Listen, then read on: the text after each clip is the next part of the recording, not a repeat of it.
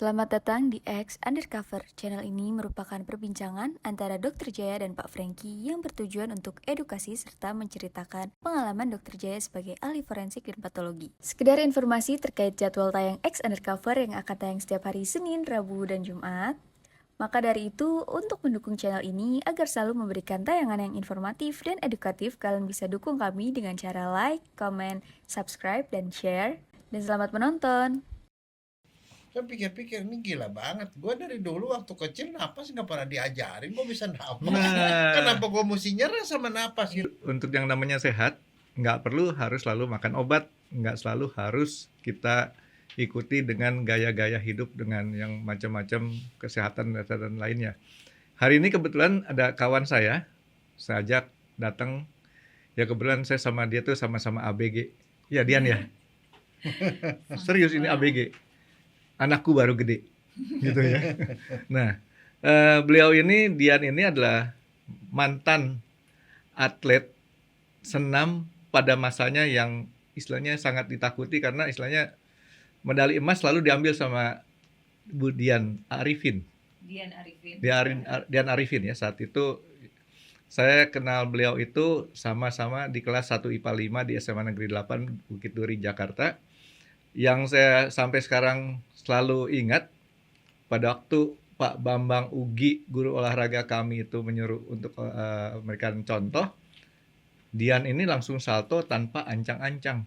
Yang mana buat saya tuh jangankan pakai ancang-ancang, tanpa ancang-ancang, pakai ancang-ancang nggak pernah bisa salto. Ya, kami berdua terima kasih juga sama Ibu Wali kelas kami, Ibu Guru Dr. Anda Astri Yelnita. Mudah-mudahan Bu Guru masih sempat nonton nih kita punya nih. Oke Dian, minta tolong nih Dian, sekarang aktivitasnya apa aja Dian? Ya inilah nanti ternyata Dian bukan hanya sehat, awet muda. Ya. Terima kasih. Nggak pakai obat kan? Enggak lah. Nggak pakai steroid. Enggak. Pertanyaannya bukan soal awet mudanya steroid apa nggak steroid. Pernah ke Korea Selatan nggak? Enggak. Oh. Ke Korea Selatan pernah, tapi kan olahraga pertandingan. Bukan Pertanyaannya oplas. bukan begitu. Pernah di pleasure nggak di Korea gitu? Enggak. Oke Dian, yuk. Tolong dong, sekarang aktivitasnya apaan aja nih Dian? Oke. Terima kasih Franky sama Dr. Jaya untuk pada hari ini diundang di acara podcast.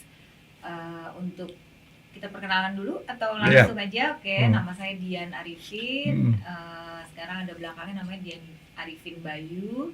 Kemudian saya punya anak 4. Ya yang itu jangan dikasih tahu. Oh, nggak boleh ya? Karena mungkin aja di antara yang nonton masih ada yang nggak apa-apa. naksir nih.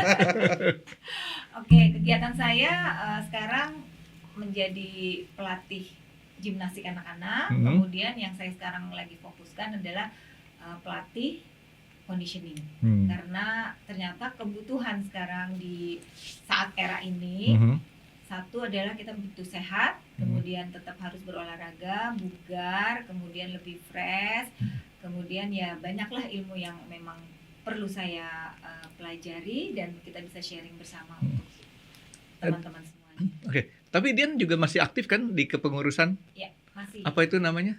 Saya masih aktif di PB Persani karena kebetulan saya mantan atlet senam, kemudian sekarang saya di statusnya sebagai wakil sekjen di organisasi wakil sekjen 2, tapi udah berputar dulu di tahun 2011 menjadi manajer, kemudian menjadi bimpres. Jadi kita putarlah rotasi lah di organisasi. Yang penting kemajuan untuk prestasi olahraga Indonesia. Nah, sekarang Dok sebentar ya Dok ya. Soalnya kalau waktu sekolah saya nggak sempat nanya.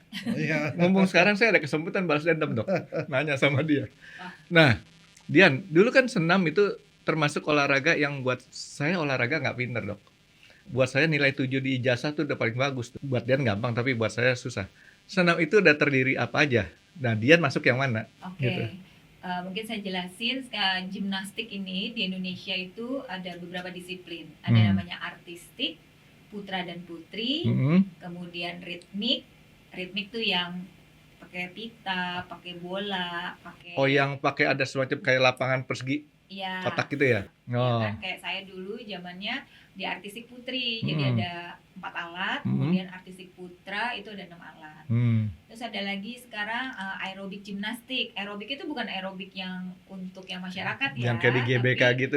aerobik gimnastik ada gerakan-gerakan gimnastiknya yang menuju ke prestasi. Terus setelah itu ada trampolin. Sekarang tuh trampolin yang dipertandingkan. Nah, di Indonesia juga baru mulai lebih booming lagi untuk prestasinya ya.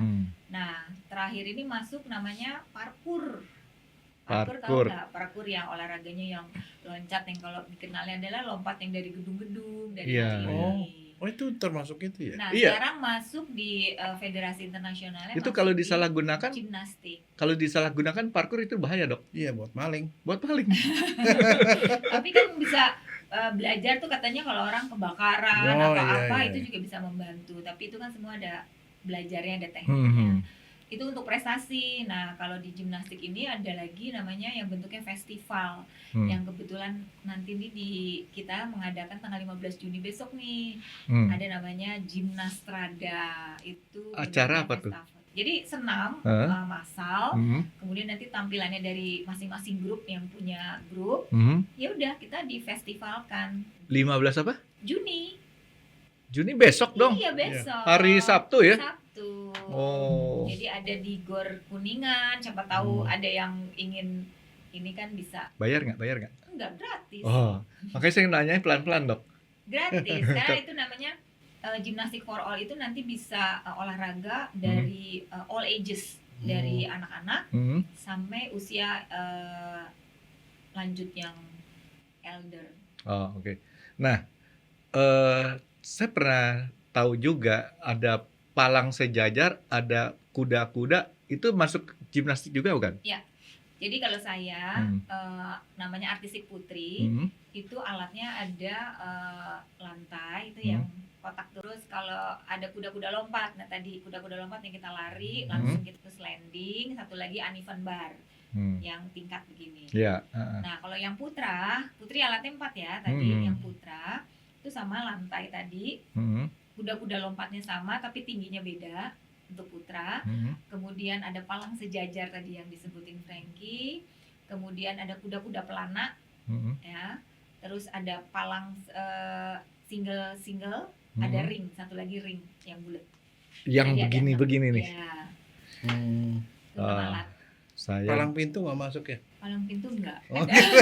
Kalau palang pintu itu kalau orang Betawi mau nikahan, Dok. Oh, gitu. Nah, itu buka palang pintu tuh. Nah, saya kalau yang begini nih, loncat ke atas, begini aja udah syukur nyampe, Dok. Nggak bisa gerak lagi. Gelang-gelang kan, gelang-gelang terus. Iya. Karena lagi banyak juga itu untuk di fitness dan lain-lain tuh, olahraga itu ternyata biar bisa penampilannya oke. Ini ada yang menarik, Dok. Kemarin kita HBH-nya. Saya liatin Dian energik, pimpin itu yang namanya dance di depan. Terus kalau kita lihat kulitnya Dian ini tanpa ke Korea Selatan ya? Tanpa dong. Ke Korea Selatan ya, tapi ngapain dulu? Iya. Ya?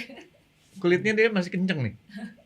Itu pengaruhnya apa, Dok, dari kesehatan itu? Apakah memang semua olahraga atau olahraganya dia doang yang menunjang nih, Dok? Secara umum sih kamu olahragawan kayak gitu. Karena biasanya sih yang pertama ya kalau olahraga terus lemaknya berkurang. Ya mungkin di bawah kulitnya itu kolagennya lebih tebal barangkali. Seperti itu. Tapi saya mau ngecek dulu, Dian. Dian medali emasnya masih utuh nggak di rumah? Masih ada di gantung-gantung. Iya, soalnya kalau enggak kan siapa tahu kita curiga kita dipakai buat ke Korea Selatan lagi dia. Enggak lah, untuk tenang-tenang.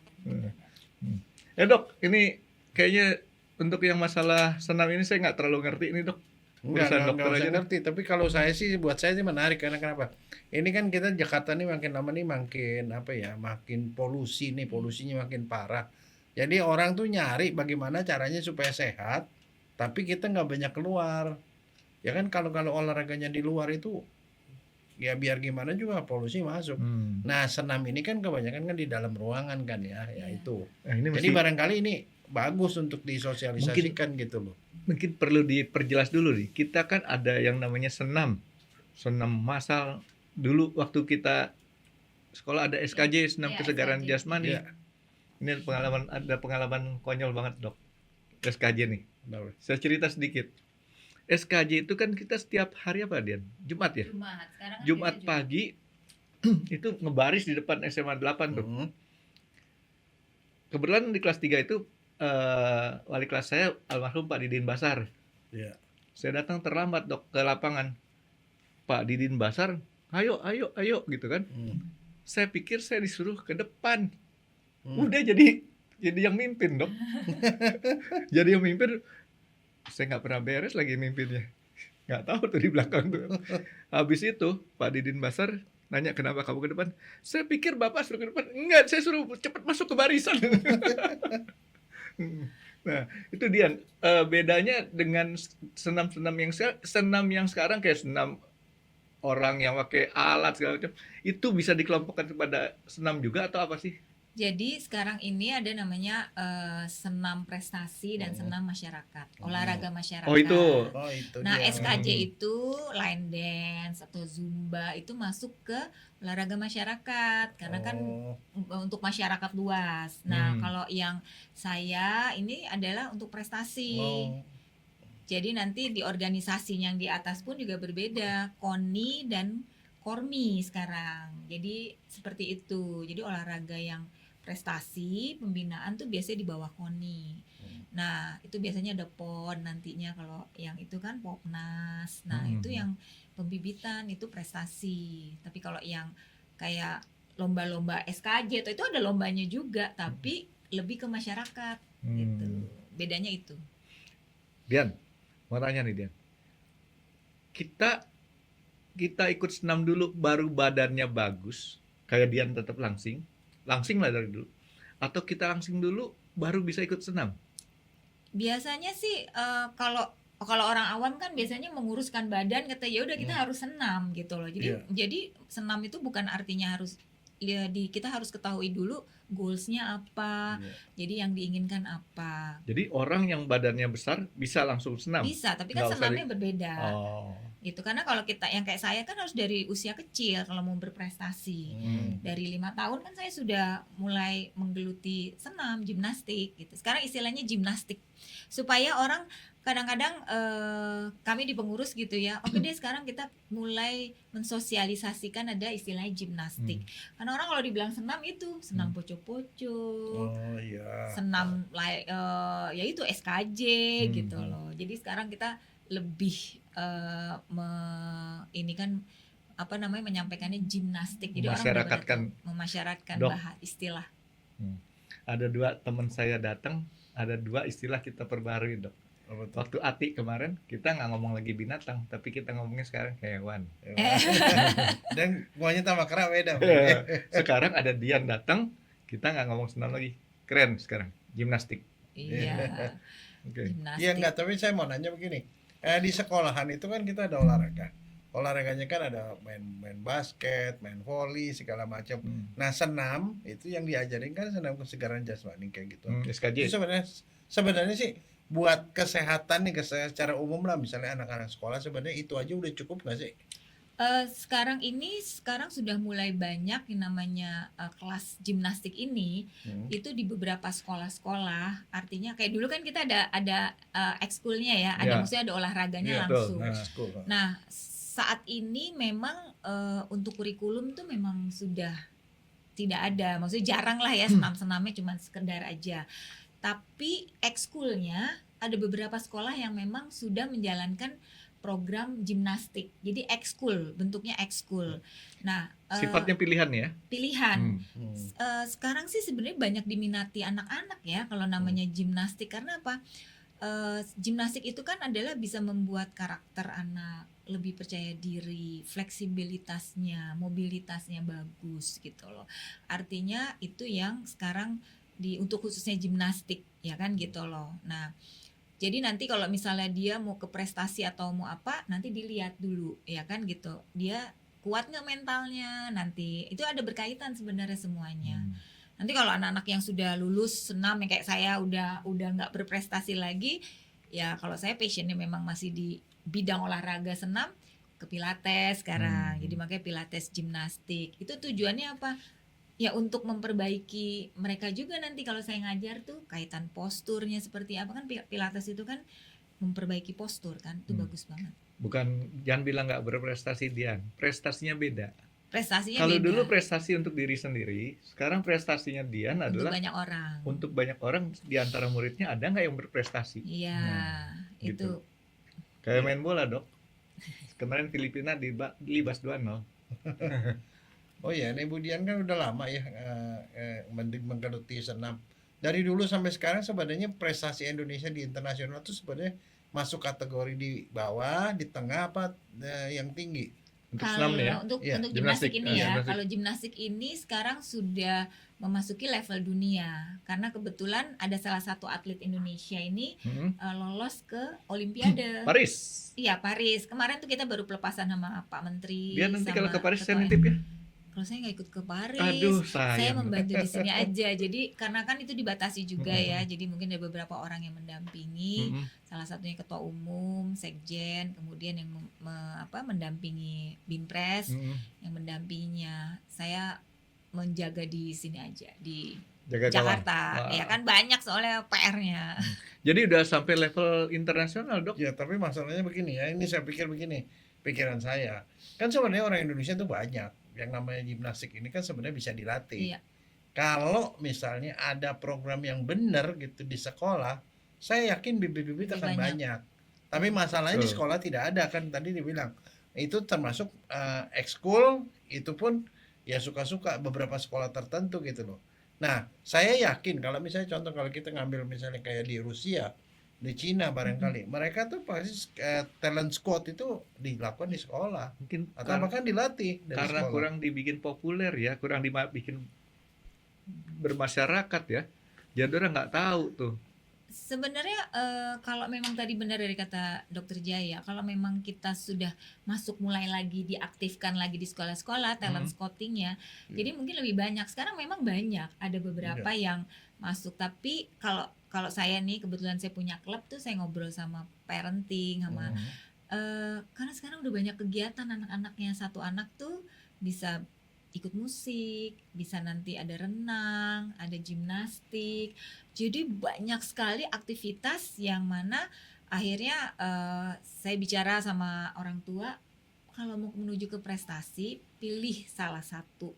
Karena tidak mungkin mengambil semua porsi, karena nanti anaknya akan capek. Nah, mesti kerja sama Bu Janet yang kemarin. Iya, soalnya kan itu salah satu kan jadi kendala ke waktu kemarin kita ngobrol itu adalah bahwa beban sekolah anak-anak itu terlalu berat. Iya. Sehingga untuk ngambil ekskul itu ya mereka udah nggak punya waktu, itu masalah kalau menurut saya. Tapi kalau memang ini mau digalakkan, sebenarnya kalau menurut saya mestinya dibikin program. Pemerintah bikin program di situ, bukan cuma senam kesegaran jasmani barangkali, yang gimnastik ini yang mesti Iya, di mulai. Senam yang digalakkan. prestasi justru. Iya, justru. Karena bisa bikin nama Indonesia juga keren kan? Jadi gimnastik ini kan mother of sport. Jadi Ya, betul. ibunya olahraga. Kemudian olahraga olimpik juga, ya Ya. kan gitu loh. Artinya nomor-nomornya banyak. Ya memang dibutuhkan untuk sekolah-sekolah karena itu pasti perlu kok. Ini contohnya misalnya ada salah satu sekolah, kebetulan mungkin anak saya pernah sekolah di situ. Ada program gimnastik, ada guru olahraganya, guru UA, guru PA, tapi kan dia harus mengajar beberapa materi olahraga, jadi tidak bisa fokus terhadap materi gimnastiknya, karena itu perlu fundamental. Fundamental tuh artinya gini, kalau dia mau belajar handstand, kan nggak mungkin ujuk-ujuk dia harus langsung handstand. Betul. Bagaimana caranya dia artinya menguatkan tangannya, kemudian posisinya seperti apa gitu loh. Artinya kita juga bisa mengurangi cederanya. Makanya sebenarnya connectingnya saya juga belajar dengan Pilates, artinya bisa berguna untuk anak kecil, kemudian juga anak kecil tapi berkaitan dengan pertumbuhannya, posturnya. Nah sekarang saya belajar lagi Pilates conditioning, artinya saya bisa menggeser apa untuk orang tua yang butuhkan. Kan banyak sekarang kalau banyak duduk, aduh banyak sekali deh sakit pinggang lah tiba-tiba, ada kena syaraf kejepit, kemudian nanti bahunya sakit atau apa. Nah makanya saya terus mengupgrade diri. Dia mungkin salah satu yang problemnya adalah, saya mau tanya, kan kalau sekarang ekskul kebanyakan orang pilihnya basket, voli. Ya. gimnastik ini keperluan peralatannya banyak nggak, khusus nggak? Itu mungkin yang kesulitan dari pemerintah untuk sediain kali ya. Sebenarnya kalau untuk ke prestasi memang Iya, banyak alatnya. Tapi kalau untuk sekolah enggak kok, kita simpel-simpel aja. Misalnya matras, disediain matras, Aha. oke. Karena kan harus safety. Nggak mungkin Iya. dulu kita mungkin belajar masih ingat nggak pakai keset, Iya. keset yang tebel ya Iya. kan gitu Ijuk. loh. Ya kaset ijuk. Tebel, kalau jatuh sakit juga itu. Ya sakit emang keras. Nah, Itu supaya merasakan kehidupan dong. artinya sih saya sempat dengar sih sekarang ya, mungkin di beberapa daerah itu sudah disupport dari di sini mungkin di Spora ya, untuk ya kan isi Iya. pendidikan olahraganya. Terus ada beberapa yang memang sekolah-sekolah udah disuplai matras ya kan. Tapi kan artinya yang perlu ditingkatkan lagi SDM. Sekarang kalau disuplai matras terus SDM-nya juga nggak paham, salah dong ngajarinnya nanti. Itu loh maksudnya, emang harus ditingkatkan lah, itu berkaitan semua. Ketertarikan orang terhadap gimnastik menurut Dian gimana? Banyak nggak? Banyak sekarang, kalau Banyak saya lihat banyak sekali, karena apalagi sekarang klub udah mulai banyak. Kemudian di sekolah-sekolah ada beberapa yang memang sudah jalan ya, apalagi khususnya sekolah internasional. Saya juga salut banget sekolah internasional itu gimnastik. Jadi nih kadang-kadang anak-anak kalau dipilih, ada gimnastiknya, ada basket, ada mungkin yang lain gitu ya, badminton, terus gimnastik.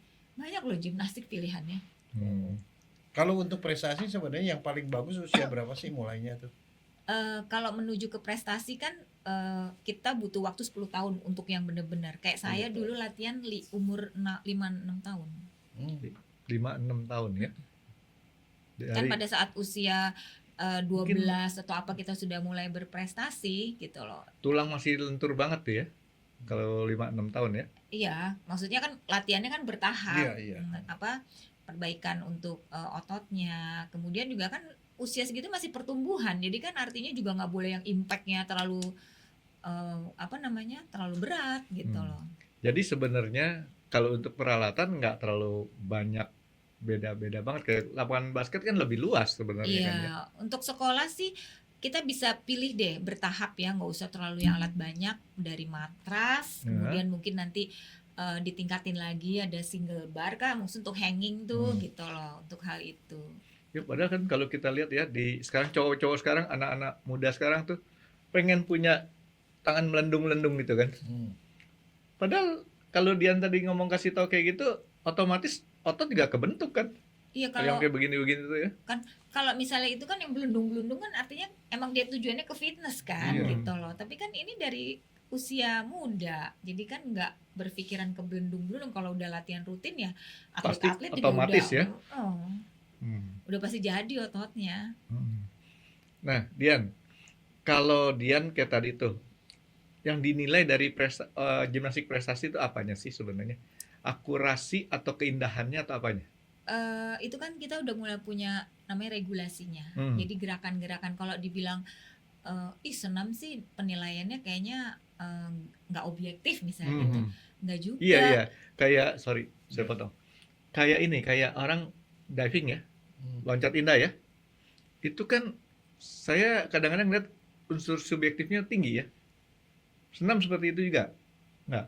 Sekarang sih kalau kita lihat sudah bisa menguranginya ya, karena apa, di peraturan kan kita juga belajar peraturan, adalah teknik-teknik itu kan ada, misalnya dengan gerakan sempurna, kemudian misalnya ada kurang sempurnanya, ada penaltinya, kemudian faktor kesulitannya seperti apa gitu, itu ada. Jadi memang dari internasional udah ada gitu loh. Cuman memang kita sebagai judges atau juri itu harus belajar benar-benar gitu. Jadi nggak asal sekarang kalau misalnya dia nggak jatuh tapi dia nggak menang sama orang yang jatuh misalnya gitu, kan ada kan gitu loh. Ya ada pertandingan deh, kalau orang awam kan, orang awam melihat lu kan dia nggak jatuh, kok istilahnya yang juara yang jatuh misalnya gitu.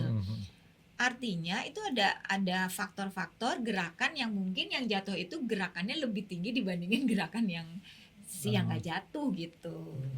Tapi biasanya kita awam ya beranggapan pokoknya tuan rumah ini bakal dapat medali banyak dah kalau udah olahraga cabang olahraga ini, ya kan? Jadi memang perlu untuk sosialisasi juga kali ya ke masyarakat luas ya. Artinya senam itu sekarang ya benar-benar ada hal secara kita bisa nilai gitu loh, nggak acara ini karena ini nih gitu loh dia menang, enggak. Terus penilaian laki perempuan sama nggak sih? Sama, cuman gerakannya kan berbeda. Oh, gerakannya beda. Iya, jadi kalau Terus kalau usia pengaruh nggak? Maksudnya ada kelompok usia nggak, seperti kayak olahraga tertentu kan, badminton misalnya kan ada usia sekian kelompok gitu. ada. Jadi kalau misalnya usia sekarang, kalau saya dulu misalnya di usia 12 atau ada beberapa atlet yang 12 sudah bisa masuk ke pertandingan yang SEA Games dan lain-lain gitu loh. Sekarang udah nggak bisa dibatasi. Jadi pembagiannya apa tuh? Senior. Usia berapa? Jadi kalau putri yang artistik itu usia 15 itu masuk ke junior, 15 ke bawah. Tapi kalau masuk 16 artinya dia sudah masuk ke senior. Iya. Kalau untuk putra umur 17 masih junior, 18-nya masuk ke senior. Ritmik juga sama. Ritmik sama artistik putri hampir sama. Oke. Jadi itu penilaiannya juga beda tuh ya, senior junior ya. Ada, beda. Regulasinya beda. Oke, saya nanya ini yang soal ada kriminal sedikit nih. Soalnya Forensik. bukan Mas, karena saya pernah nangani kasus tuh yang badminton. Ya. Mereka itu dia umur sekian, dia Hmm. mereka tanding kan, itu kan kelompok umurnya beda. Kalau tanding kemudian dia gitu, ternyata terus dia nih atlet nasional nih. Dia bikin pertandingan, terus kemudian berapa tahun kemudian pertandingan lagi ada orang yang dia kasih sebagai bukti umur, dia kasih akte lahir. Iya. Iya. Waktu pertandingan ini dikasih lagi bukti akte lahir, tapi akte lahir beda, padahal orangnya sama. Oh ya dimainin. Nah, dia mainin, akhirnya ujungnya saya diminta nentuin dia sih malsuin umur apa enggak gitu loh. Dan akhirnya ngembet itu satu pertandingan itu semua tuh Kacau. ternyata banyak yang pada malsuin umur. Oh. Itu kita bikin itu proyek besar tuh puluhan orang, akhirnya beberapa orang didiskualifikasi Iya, gara-gara itu. Sering Itu ya kayak urusan gitu ya. forensik, sering.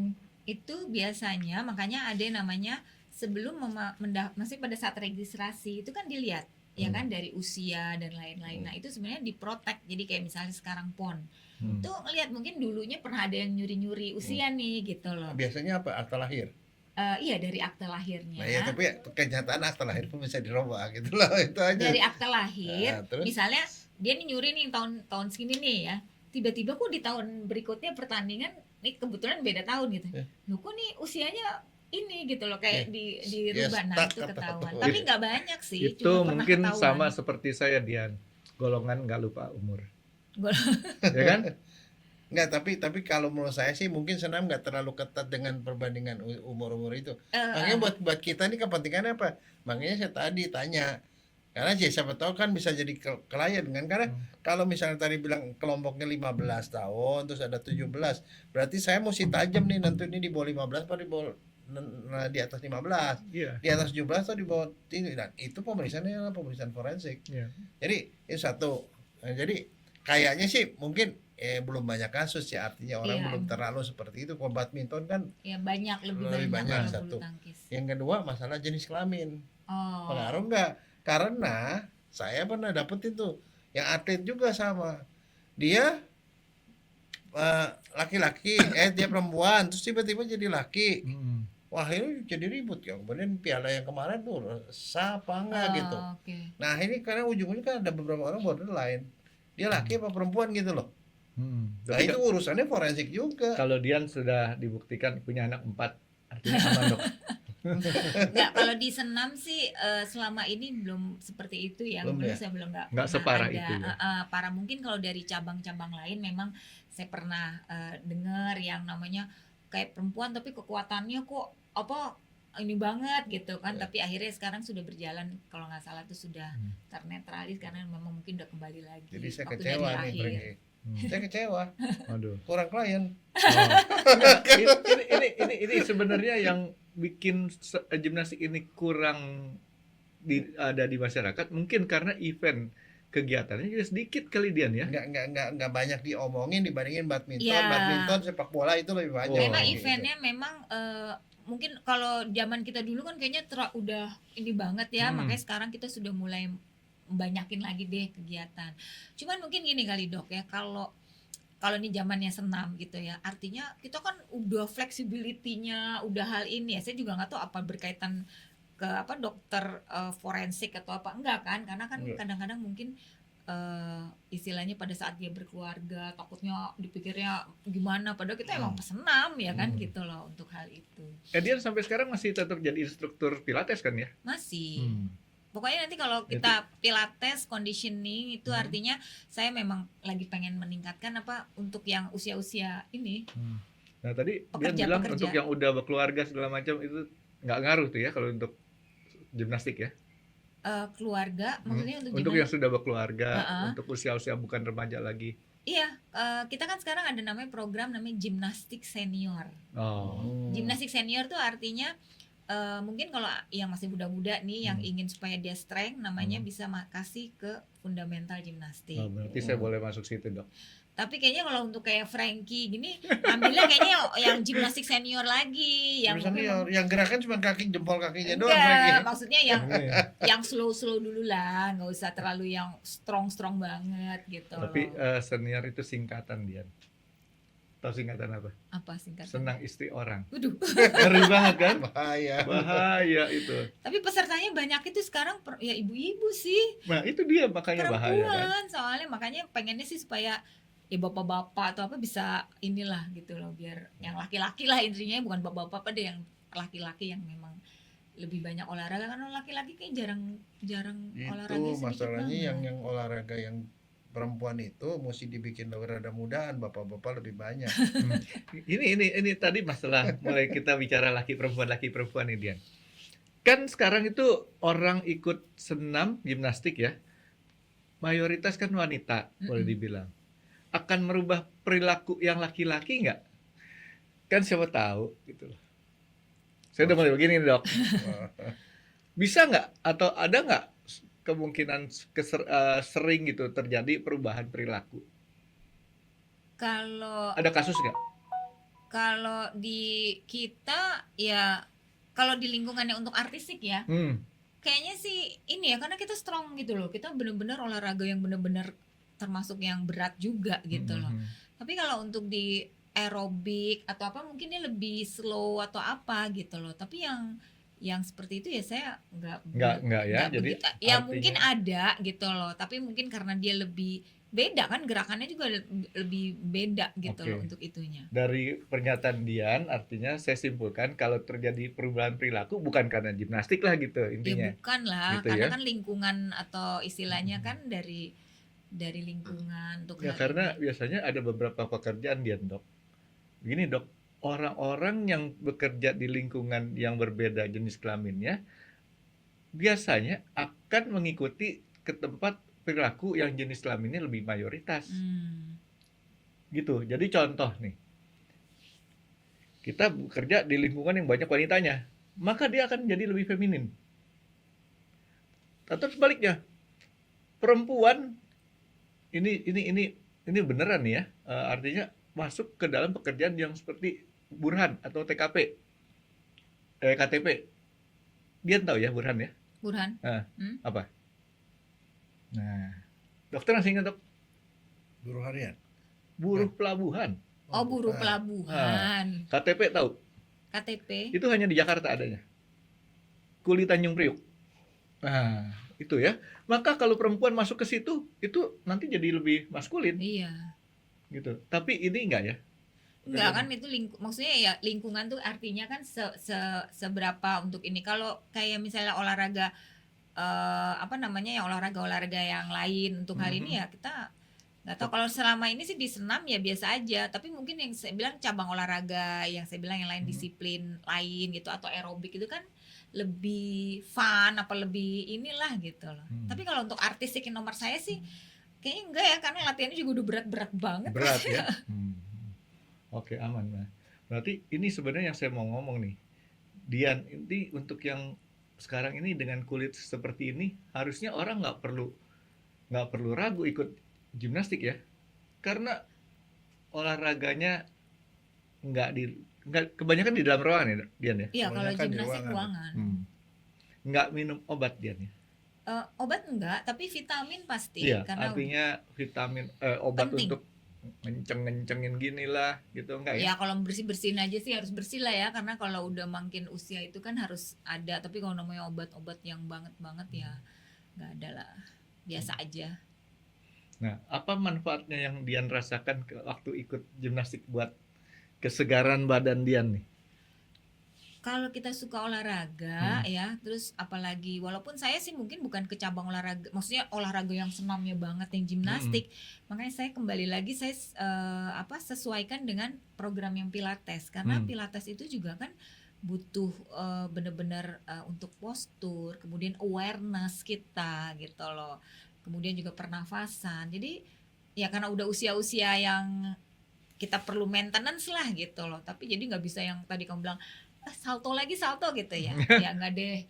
Maksudnya nggak usah dulu, nanti yang udah malah cedera. Nah, ntar saya bantu Dian diedit di videonya. Bisa. Enggak, tapi yang saya mau nanyain gini. Ini yang jelas sebenarnya yang mau lebih jelas gitu. Misalnya contoh soal yang jelas yang kelihatan kurus, nggak gemuk kan kebanyakan Langsing perempuan, dong. ya langsing. Langsing. Kalau perempuan kan kebanyakan udah merit mungkin besar itu satu. Yang kedua sering sakit apa enggak gitu loh. Ya kayak gitu Betul, mungkin betul. itu. Betul. Satu lagi itu apakah ada misalnya ada restriksi makanan atau apa segala macam sehingga bisa mempertahankan seperti itu gitu loh. Jadi perempuan itu klasifikasinya 2, Dok. Langsing atau langsung. Maksudnya langsung tuh dari atas ke bawah sama gitu ukurannya. Yang penting kan sekarang kita harus hidup sehat ya dok ya. Iya. Harus hidup sehat. Apalagi sekarang kalau saya dengar kalau berita itu banyak banget yang sakit lah ini. Ya alhamdulillah dengan kita badan sehat, kemudian juga pola istirahatnya sehat, terus kemudian pola makan, terus pola bernafas ternyata penting banget. Itu yang membuat kita lebih fit, lebih sehat. Tapi mohon lebih ini lagi nih. Pernah gemuk nggak? Kan itu dari sejak kecil kan. Pernah gemuk nggak? Pernah. Pernah. Saya berhenti senam itu setelah berhenti senam ya. Itu sampai waktu saya kerja di kantoran, itu pokoknya lumayan cukup berat sampai kata orang gini, jadi apa sih? Sterek banget gitu. Nggak, klasifikasi gemuk itu di berat badan berapa, Dok? Bukan berat badan. Yang beliau sendiri Bagi ngerasa saya, gemuk. Merasa gemuk. Karena memang kelihatan gemuk Cabi. banget. Nah. Terus dari biasanya kita kalau perempuan tuh ukuran celana deh, Iya. celana gitu, celana panjang gitu Celana ya. panjang. Aduh sepet apa susah Nomornya banget ya kan naik gitu. Ini ya. Naik 2 nomor ini gitu ya. senam sekian, terus berhenti senam berapa lama? Iya. Berapa lama? Nah waktu berhenti senam itu gemuk. Iya mulai. Jadi setelah karena kan mungkin kita atlet ya, latihan kencang, latihan berat, kemudian kita udah nggak lagi gitu. Terus karena kan kerja. karena kan kerja saya udah nggak ada waktu lagi. Itu benar rasanya gemuk. Nah pada saat mau menjelang merit, artinya saya nggak istilahnya mencoba secara alami aja. Kembali lagi semua itu ternyata dari pikiran juga bisa ya kan, kadang-kadang juga mungkin stres, banyak makan atau apa, tapi kembali lagi kalau kita bisa mengontrol diri. Nah waktu memutuskan oke, sekarang gua nggak mau gemuk lagi, mulai senam lagi. Enggak, saya olahraga aja, maksudnya Olahraga aja. Nah kebetulan waktu saya mulai udah gemuk nih dok, terus di kantor tuh ada namanya merpati putih. Jadi olahraga merpati putih itu pertama saya berhenti senam lah ya, udah nggak ada, itu merpati putih. Terus tujuan saya waktu itu kan sempat diinterview, kenapa kok masuk merpati putih?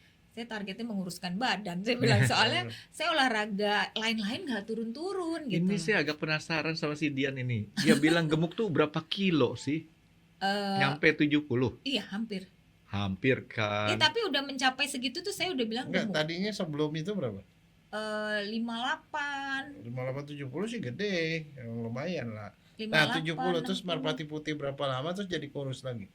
Kurus saya turun gitu ya sampai ke 64 ya kan, 62, 65. Nah sampai sekarang saya sih memang punya ini apa namanya target pikiran sendiri. Artinya saya harus berat karena ternyata kata teman-teman kalau di bawah 60, misalnya saya pengennya 58, saya kekurusan katanya karena saya larinya ke pipi, ya kan gitu loh.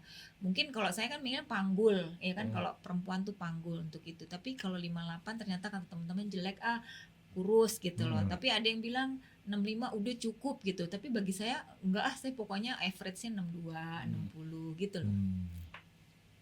Itu ya dia nah, udah ngerasa. itu maksudnya itu loh Frankie. Maksudnya artinya walaupun apapun kalau ada olahraga gitu dia bisa nurunin. Iya.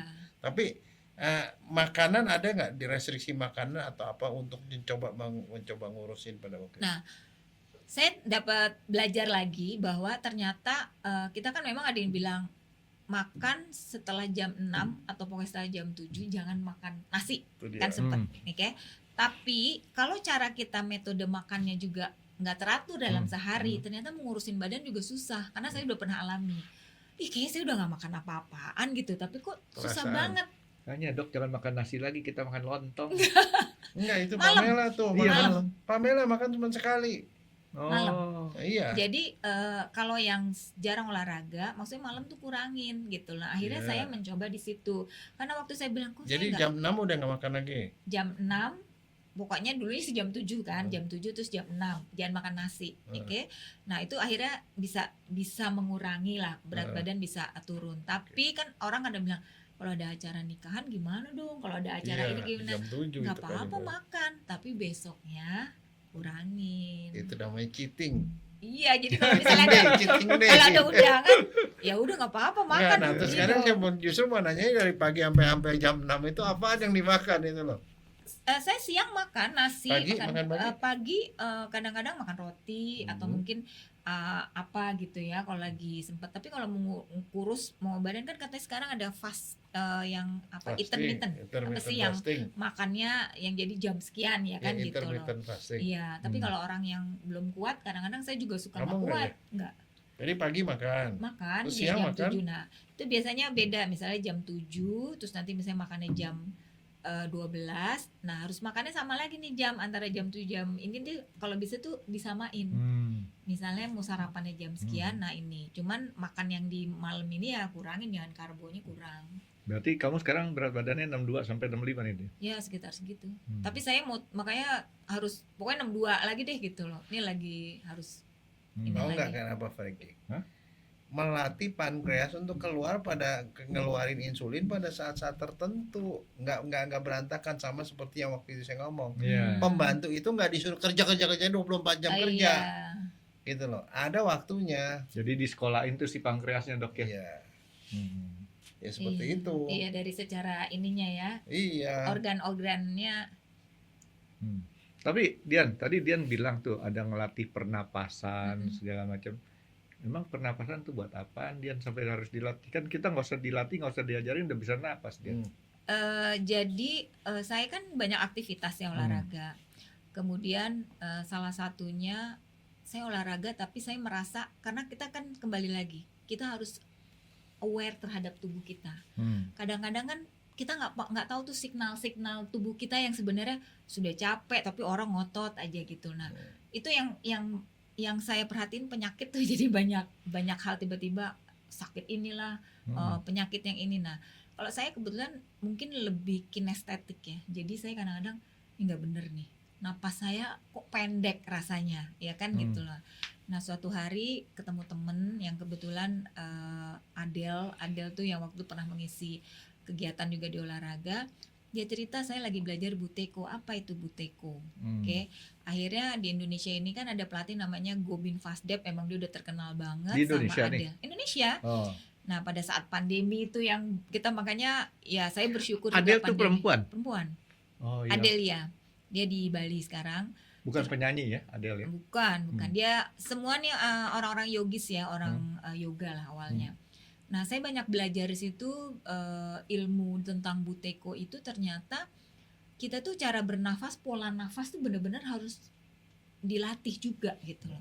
Adel ya. Kan kadang-kadang coba sekarang kalau Frankie nih ya, kalau misalnya lagi capek, kadang-kadang nafasnya Frankie seperti apa? Ya saya tidur aja dia. Bukan, maksudnya nafasnya dari hidung, dari mulut. Nah, mulut ya. Nah, kita kan Kan- kadang-kadang kan suka kalau lagi pengen berpikirnya kan gue nafas dari mulut lebih cepat gitu nih ya. ya kan gitu. Ternyata nggak gitu. Karena apa?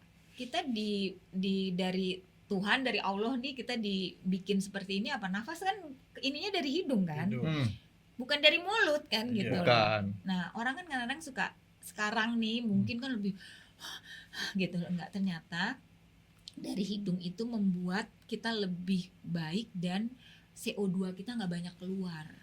Kan orang kadang-kadang saya sendiri gini, biasanya CO2 itu kan ini ya harus dibuang katanya gitu. Ternyata enggak, di dalam tubuh kita ini CO2 itu dibutuhkan karena untuk melepas oksigen yang ada di dalam pembuluh darah kita ini masuk ke organ-organ. Saya langsung gini, oh berarti salah dong, maksudnya bukannya salah ya, belum maksimal.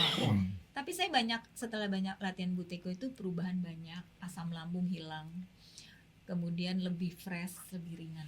Dian, kalau yang kayak gini mah otak saya nggak nyampe, Dian, itu urusan dokter Jaya tuh, coba jelasin. Tapi harus ya dok Loh, ya. enggak, tapi Bener nggak sih? bener. Bener ya? Kalau soalnya kan waktu itu kan udah pernah ngomong. Kalau hidung makanya ada saringan segala macam, Betul. lembab lebih bagus. Betul. Kalau kamu dari mulut, kamu bisa gampang sakit tenggorokan, Franky. Saya cuman mikirin deh tadi apa, Dok? Kalau yang tadi si Adel ngasih ilmu Buteyko, saya cari si Fadel aja, Dok. Kasih ilmunya namanya Pateko. Tapi bagus, saya berterima kasih banget sama Gobin sama Adel ya. Artinya manfaat bagi diri, terus kemudian juga bisa ya memberikan untuk pelatihan-pelatihan, karena kan kita pilates dan itu kan butuh pernafasan. Latih. Kenapa kalau pilates tarik hidung deh, buang nafas dari mulut? Kira-kira Itu dokter aja deh, Dok. Yang jawab, Dok. Saya nggak nyampe otak saya, Dok. kalau kita olahraga kadang-kadang kan tarik nafas dari hidung, buang nafas dari mulut. Karena apa? Karena otot-otot kita kalau buang dari mulut tuh lebih maksimal. Kalau hidung-hidung kan kita secara halus gitu, kayak meditasi kan biasanya dari hidung-hidung gitu, lebih rileks. Tapi ngomong-ngomong, di Pilates itu diajarin Buteyko atau terbalik? Buteyko ngajarin Pilates? Enggak, jadi saya kan pertama latihan awalnya karena gimnastik, berhenti terus ke Merpati Putih. Merpati Putih itu kan pernafasan. Ilmunya tuh bagus banget. Oh, itu pernapasan. Pernafasan. Jadi sekarang kalau Merpati Putih kita bisa mematahkan sesuatu gitu ya karena dari cara bernafas kita, latihannya diolah, ototnya dilatih. Ada nggak bisa Merpati Putih patahkan? Semangat juang. Nah, dari situ saya belajar Pilates. Pada saat saya belajar Pilates, saya lihat loh, kok nafasnya hampir sama kayak Merpati Putih, tapi ternyata dengan Pilates memperbaiki postur, otot-otot kita lebih maksimal. Nah, baru Buteyko tuh saya baru belakangan artinya untuk kita meriliskan badan. Kalau kita emosi kan kita kayaknya nafasnya pasti gitu ya dok ya, lebih tinggi kan gitu loh untuk itu. Tapi kalau dengan halus tuh pasti lebih, jantungnya mungkin lebih tenang. Bener nggak dok kira-kira? Tapi yang jelas kalau kayak gitu lebih bahaya buat saya, Dian. Kenapa? Saya kondisi normal aja cepet ngantuk, apalagi disuruh napasnya lebih teratur kayak gitu, cepet banget tidurnya ntar tuh. Tidurnya lebih rileks. Benar ya? Lebih rileks. Bisa lebih gampang tidur dok ya kalau kayak gitu kan? Kan kalau kita napas tidur tuh kan makin lama makin pelan terus hilang gitu kan. Kalau si Dian tadi ngajarin seperti itu, berarti itu ngajarin orang gampang tidur, bisa dok? Betul ya? Betul. Biasanya kalau latihan Pilates orang yang baru-baru tuh dalam perjalanan bilang gini, aduh ini kok mbak soalnya ngantuk ya gitu. Terus tidurnya rata-rata bilangnya pules. Tapi nanti setelah itu sih kalau udah rutin enggak, biasa aja. Tapi artinya perubahan bagi para klien-klien itu merasa lebih enak tidurnya. Tapi itu penjelasannya gimana dok? Secara medik? Enggak sih, sebenarnya gini, kalau saya bilang sih sebenarnya masuk di akal sih Franky. Sebenarnya kita hidup tuh dari mana sih? Hidup tuh dari makanan, kedua oksigen. Iya. Makanan itu diolah sama oksigen, dibakar sama oksigen. Jadi dua-duanya penting. Nah, oksigen dari mana? Dari pernapasan. Kalau pernapasan diberesin, makan diberesin, maka tubuh kita akan beres. Ya, saya salah Kalau lagi. saya begitu. Otak saya salah lagi dok. Waktu dokter tanya dari mana, saya mau bilang dari Tuhan. Ya tetap ya dok ya, maksudnya sekarang kalau orang, makanya kata bilang, kok kenapa sih kita kalau sekarang nafas itu kan gratis ya dok ya? Iya. Makanya saya bilang orang kita nggak usah diajarin nafas, sudah bisa kok sekarang Nah, itu dia dipelajarin. Franky, yang pengalaman saya waktu saya kena COVID. Saya nih waktu kena COVID sampai masuk ICU kan. Masuk ICU. Terus saya pikir-pikir, kan nganggur, saya rasanya normal gitu loh, cuman paru-paru saya putih. Saya pikir-pikir ini gila banget. Gue dari dulu waktu kecil napas nggak pernah diajarin, gue bisa napas. Nah, Kenapa gue mesti nyerah sama napas gitu loh? akhirnya dokter setuju sama saya punya omongan. Loh, iya dong, iya dong. Iya. Kenapa gue bisa mati gara-gara napas? Gak bisa, saya bilang orang-orang mati buat terserah. Tapi kalau gue bilang saya nggak bisa mati. Gue nggak mau mati. Ini satu. Yang kedua, habis itu yang saya lakukan apa? Saya telepon teman saya itu dokter, dia ketua perhimpunan olahraga pernapasan. Saya tanya sama dia, nih gue lagi nggak bisa napas nih, susah nih, saturasi gue jelek nih, Iya. apa yang mesti dilakukan untuk napas? Napas mas sebenarnya gampang aja Jaya, katanya. Kamu tarik aja napas dalam-dalam sampai sebanyak mungkin kamu masukin ke dalam paru kamu, tahan selama mungkin, keluarin sepelan mungkin. Begitu doang. Oh begitu doang. Satu, lo kan dokter katanya. Pasang nih oximeter. Lo liatin oximeter lo membaik nggak? Iya. Naik terus saya bisa menjaga Iya. saturasi saya hanya dengan itu. Terus udah gitu logika saya bilang, yang bikin kita itu nggak bisa napas kan karena kalau pada COVID itu kan gelembung paru kita itu isinya lendir. Iya. Lendirnya kental banget. Mau diapain? Saya nggak mau minum obat. Ngapain minum obat? Karena minum obat itu kan malah memperberat fungsi saya kan, organ-organ kan. Ya bro, yang paling gampang air. Saya bilang suster kasih air 2 liter tuh ada berapa taruh sini semua. Saya minum terus. Di bawah kan pakai kateter. Sampai kencing saya bening. Sampai suster bulak balik penuh terus saya Iya. minum.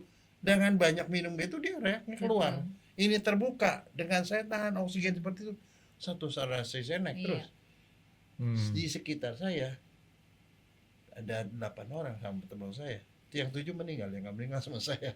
Saya cuma bilang pernapasan itu penting, Sengki. Berarti benar Karena hidup. kuncinya di situ. Iya. Berarti benar dok, hidup dari Tuhan dok. Tapi ini Dian sama Dokter Jaya beda angkatan ya, Beda. COVID-nya. Oh. Maksudnya COVID ya? Saya Nggak barengan ya? Tahun berapa Dian kena? aku Delta tuh tahun berapa ya? 20. Enggak, saya juga Delta. Delta kan? Iya, Delta yang banyak parah waktu itu, Delta. 2022 kayaknya ya. Sempet, 2022. Tapi 21. nih ya karena masalah sudah berlalu, saya mau ngasih tahu nih. Kenapa pada waktu itu orang pada meninggal, Franky? Lupa napas dok. Iya, lupa napas, oksigen kurang. Tapi maksudnya saya gini, sebenarnya itu sederhana. Tapi pada waktu itu kondisi kita tuh parah, Franky. Iya. Parahnya kenapa? Pertama itu penyakit baru. Hmm. Dokter aja bingung sebenarnya. Ya saya tahu karena saya komunitas dokter. Dokter itu pada waktu itu bingung. Obat apapun kita tidak tahu. Ini penyakit baru pada mati. Dokter nggak tahu. Jadi itu yang namanya protokol kan kalau ada pasien ini mesti dikasih obat ini. Dokter tuh nggak tahu setiap berapa lama tuh obat yang dikasih beda. Oh ini tidak efektif. Jadi banyak coba-coba di situ. Itu satu. Yang kedua tidak ada APD, Franky.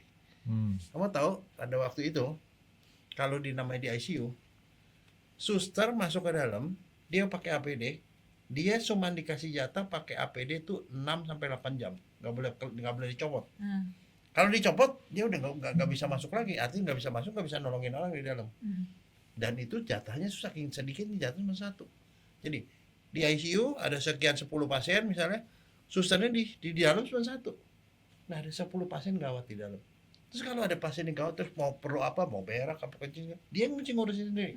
Susternya kecil-kecil itu orang yang sakit kan banyak yang gede-gede badannya. Kemungkinan mati gede kan? Iya. Pertama Pasti. obatnya nggak benar. Yang kedua susternya tuh udah kecapean. Iya. Nah, yang ketiga Franky, ini bagian ini yang saya juga mau diapain? Ada pasien ngap-ngapan tuh kan saya udah lihat itu. Ngap-ngapan nih. Wah, ini sebenarnya gawat nih. Saya sembari latihan apa saya kelihatan sedikit. Susternya langsung datang situ. Napasnya stop. Harus diresusitasi kan? Iya. Kita tahu. Resusitasi tahu ya. Kalau sebenarnya resusitasi yang benar tuh dokter Tipus tuh kan ya? begini. Puak suka napas kasih kan gini. Si susternya gini. Pasien dia berdiri di sampingnya. Dia tekan-tekan pakai jari doang. Oh, nggak Jari bisa, 2. Iya. Cek kayak gitu lah. Di sininya. Terus saya pikir dalam hati mati nih. Bener. Daripada pakai giniin dua, mending pakai bulu ayam dok. Enggak masalah. Tapi maksudnya gini, mati. Saya, aduh, Karena mati. memang udah terlalu banyak kali dok. Wah, yang ini Jadi- banyak sekali. Udah gitu gak lama dia telepon terus suster di luar gini panggil itu ambulan datang, langsung ini didorong sama dia. Saya keluar masuk di ambulans terus udah dibawa pergi. Setiap hari saya lihat itu, Frankie. Begitu masuk kayak gitu. Terus saya Tukeran. kan penasaran kan. Ini sebagai dokter nih, ini nggak optimal nih pengobatan kayak begini. Semua yang lain ada di depan semua, ada dokter segala macam. Saya panggil susternya. Suster, yang kamu lakukan apa? Resusitasi katanya. Oke, resusitasi. Saya mau nanya, resusitasi itu kamu diajari memang seperti itu? Enggak dok. Terus kenapa kamu lakukan seperti itu? Saya itu capek Iya dokter. benar. Soalnya Pakai ini sekencing aja kagak bisa. iya, benar Kalau itu. dia kencing dia buka dia udah nggak ada orang di dalam, nggak ada yang bisa nolong. Hmm. Nah, situasi itu yang membuat kita kan pada waktu itu udah tahu ya banyak orang yang meninggal di rumah Iya. sakit. Masuk rumah sakit meninggal. Tapi maksudnya saya situasinya itu seperti itu, Frankie. Kalau di kayak gitu, kalau kamu ada di dalam, bukan gila kamu. Dan Iya, satu, saya udah habis itu kan saya sempat otopsi segala macam kondisi begitu. Pakai APD itu, Frankie, sama seperti kamu Panas. pakai itu yang namanya nggak sampai 1 jam itu keringat. panas Bukan banget. Lumer. keringat itu bukannya menetes, Frankie, ngocor. Iya, Ngocor. makanya pakai Nggak tahan, jam-jaman 6 jam. kasihan juga. Kalau ya. saya kayak gitu, Dian, udah meleleh, udah lumer tuh badan saya. tuh. Tapi ada satu pengalaman yang luar biasa, Frankie, pada waktu itu. Apa? Hmm. Menjelang ini kembali balik ke napas. Napas kan tujuannya kan supaya mempertahankan saturasi oksigen kita di atas 95% kan. 98 ke atas lah yang normal. Hmm. Saturasi kalau dia udah saturasi di bawah 80, apa yang terjadi? Ngoceh, Frankie. Pasien-pasien itu ngoceh semua. Ini ada sini. Ngoceh. Isinya apa? Makian semua. Ah, Ada yang satu nih makinya, sebelah nih maki-maki. Yang dimaki-maki siapa? Suaminya. Ada yang maki-maki istrinya. Ada yang maki-maki anaknya. Ada yang maki-maki guru. Ada yang maki-maki pemerintah. Segala macam semua maki-maki. Habis maki-maki kemudian meninggal karena saturasinya udah lebih rendah lagi kan, udah hilang. Artinya sesaat sebelum sakaratul maut itu datang, Frankie, Hmm. apa yang ada di kepala itu keluar semua. Nah disitulah kemudian tuh saya sadar bahwa kita nggak boleh masukin hal negatif ke kepala kita, Iya. karena itu akan keluar pada saatnya. Jadi kebayang nggak kalau kamu pikiran porno, Frankie, pada waktu menjelang mati itu yang keluar tuh ucapan-ucapan porno semua. Enggak, Malu kan? kalau saya sih yang pasti keluar tuh rumus-rumus, Dok. Oh berarti itu waktu itu kejadiannya tuh langsung dia memang Meninggal. mau meninggal. Mau meninggal. Dan Oh. cuma dari sekian itu saya cuma ketemu satu orang. Tahu nggak apa? Menjelang meninggal dia baca ayat-ayat suci Al-Quran. Ah, Dia sampai meninggal habis itu. Nah, habis begitu saya udah pikir, iya ya, kita itu sebagai orang masih dikasih kesempatan hidup, masukkan kepala kita dengan hal-hal positif. Jangan hal negatif, karena hal negatif itu nanti pasti akan ketahuan juga, Frankie. Di ujungnya itu loh. hmm. Ngeri ya. Ini kalau dokter selalu nanya saya, ya kan? Sekarang segantian nanya dokter sama dia. Tadi saya bilang pakai bulu ayam. Buat apa itu bulu ayam? Kan begini-begini tuh. Saya bilang pakai bulu ayam aja, Dok. Buat apa tau nggak? Pengalihan. Bukan. Apa? Orang kalau dikelitikin ketawa tuh. Tawa. Saturasi naik, Dok. Ya enggak juga kalau lagi orang sakit ya mana kepikiran dia. Nah, yang Udah kedua, ngap-ngap. kondisi yang kayak tadi kan kita nggak bisa nyalain si suster yang Enggak. udah capek. Sekarang yang harus itu sebenarnya masalahnya tuh masalah di mana, Dok, sampai kejadian kayak gitu. Masalahnya itu kita kedatangan sesuatu, kita nggak siap Nah, dengan ilmunya. Saya cara berpikir beda, Dok. Itu masalahnya ada di perut, Dok. Kenapa perut? Nah, penjelasannya, Dok. Kenapa kita masyarakat di Indonesia itu banyak juga yang kena seperti itu? Ya. Kita itu di negara lain, terutama bahkan di Cina-nya sendiri ataupun di Taiwan, itu kan sangat kecil, ya. Mereka perutnya udah pada penuh. Hmm. Jadi mereka di lockdown. Nggak perlu cari duit untuk ngisi perut. Bukan masyarakatnya, pemerintahnya cukup Iya, untuk uang. support. Nah, ini kan masalah di perutnya dulu, Dok. Itu urusannya lagi pemerintah atau itu. Nah, jadi perutnya kalau di mana perut itu udah kenyang, dia nggak akan nyari ini. Saya waktu COVID itu saya alhamdulillah lah ya. Saya nggak kena karena apa? Saya disiplin. Pemerintah bilang nggak boleh begini, nggak boleh begitu. Saya ikutin anjuran pemerintah. Tapi kan saya orang lapangan, saya stres. Tiap hari keluar rumah, naik mobil, tapi nggak turun. Apa yang saya liatin di Jakarta ini? masyarakat masih sembrono, naik motor nggak pakai masker, orang desek umpel-umpelan kayak gitu. Nah, kesimpulan saya sederhana ini cuma masalah perut. Yang lapar mengalahkan ketakutan, nggak bisa makan itu, ketakutan sama si COVID. Nah, itu yang menurut saya terjadi besar sekali tuh penyebarannya itu, Dok ya. Kira-kira benerin aja lah, Dok ya. Ya udahlah, bener lah sama temen, nggak ngambil untung kan. Gitu. Enggak, soalnya kalau kayak gitu nggak dapet nilai 100, ntar nggak dapet ijazah sama dokter Jaya.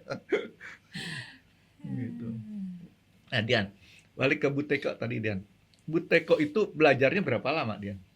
Nggak lama kok, waktu itu kita 1 hari kayak webinar ya kan, ya maksudnya secara online, tapi saya nggak tahu ya, mungkin sekarang ada offline-nya juga kayaknya gitu loh. Tapi saya masih masuk dalam bagian alumni kan, kemudian saya masuk ke advance. Jadi pokoknya selama pandemi ya beberapa kegiatan saya cari ilmu lah sebanyak-banyaknya. Sampai sekarang pun saya masih mencari ilmu. Nah, kalau istilah di dalam netizen itu tolong di-spill dong dikit. Enggak, tapi dari tadi yang ngomongnya, Saya pengen tahu belajar Bu Teko. enggak, saya mau ngomong sebelum Bu Teko, saya ngomong nih soal Pilates. Iya. Seorang saya ngomong Pilates ngomong. Nah, sekarang saya mau nanya Frankie, ujian nih, kamu seolah-olah ngerti Pilates itu apaan sih? Karena kalau kita ngomong-ngomong gitu, orang ini orang ngomongin apaan sih bertiga gitu loh. Nah, sekarang kamu sendiri yang ada di kepala kamu tuh apa gitu. Nah, nanti habis itu dikoreksi benar apa enggak gitu loh. Di kepala saya nggak pernah ada apa-apa, Dok. Saya lagi cari kebocoran nih, Dok.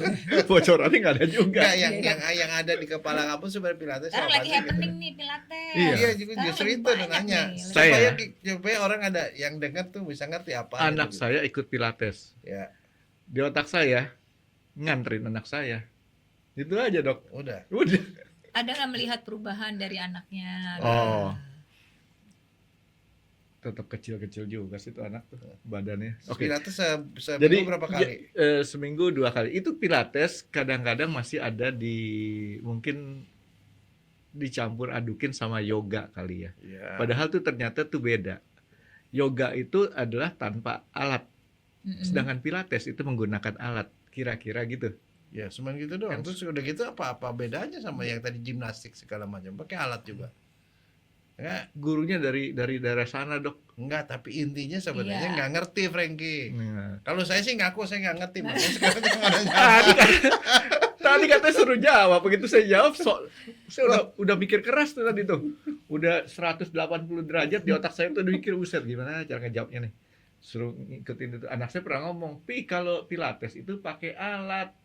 Gitu. Bahkan keponakan saya lagi mau bikin tempat buat Pilates tuh di daerah Jakarta Selatan tuh. Dian, tolong dong. Kalau Apa sih? Terangin Gini. secara mudah dan gampang gitu. Iya. Jangan Awam jangan tuh. diterangin, Dok. Udah terang di sini, Dok. Dijelasin.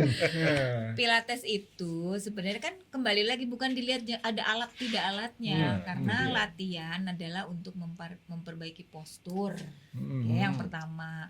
Terus kita juga perlu balancing di dalam tubuh Tunggu. kita. Saya ulang. Pilates untuk memperbaiki postur. Latihan untuk memperbaiki postur. Misalnya orang jalannya posisi membungkuk, Ya. mungkin miring kanan atau miring kiri kayak gitu itu postur. Jadi iya, jadi Supaya misalnya dia nih tegak. ada yang bongkok Nah. atau itu sebenarnya kan pasti ada otot yang lemah, ya kan? Terus Jalannya misalnya nggak percaya diri misalnya. jalannya ada gitu. yang jalan yang nonggeng begini, Hmm. artinya dia pasti otot perutnya lemah Nah, gitu itu loh. postur. Terus ada lagi misalnya yang skoliosis. Nah, itu otot mana gitu loh. Itu artinya kita melatih otot-ototnya juga. Jadi muscle-nya itu kita kuatkan gitu Terus loh. kedua keseimbangan tadi. Keseimbangan antara kiri dan kanan kan kadang-kadang kuat yang kiri atau kanan, atau misalnya kayak saya dulu bahu saya tuh ternyata lebih tinggi, panggul saya sebenarnya ternyata lebih tinggi nih kalau di kan Miring dicek sebelah dulu di panggulnya. assessment gitu loh.